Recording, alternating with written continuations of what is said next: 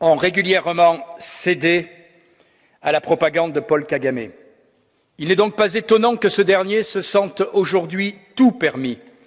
Il l'a prouvé en continuant à armer une milice qui terrorise la région du Kivu, le M23. Tout le monde est désormais convaincu de l'ingérence militaire du Rwanda dans les affaires de la République démocratique du Congo.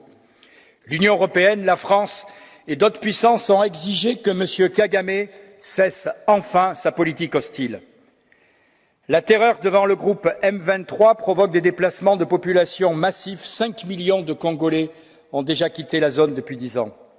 Le M23, bras armé du Rwanda, participe donc à une nouvelle déstabilisation en République démocratique du Congo, un pays qui n'a pas besoin de difficultés supplémentaires.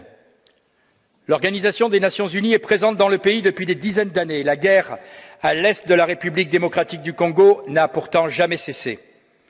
Les paroles du pape François, qui était en visite dans le pays il y a quelques jours, résonnent tout particulièrement. Il nous disait « Retirez vos mains de la République démocratique du Congo, retirez vos mains de l'Afrique, cessez d'étouffer l'Afrique. Elle n'est pas une mine à exploiter, ni une terre à dévaliser. » Tout le monde sait bien que le Rwanda s'enrichit notamment grâce au commerce illégal de ressources exploitées illégalement en République démocratique du Congo et notamment dans la région du Kivu.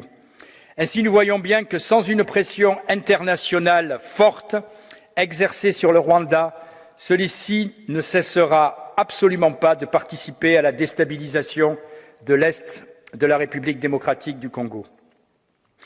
Alors que session après session, nous nous indignons des ingérences étrangères en Afrique, il est temps de nous interroger sur nos erreurs qui précipitent les États africains dans les bras d'autres puissances.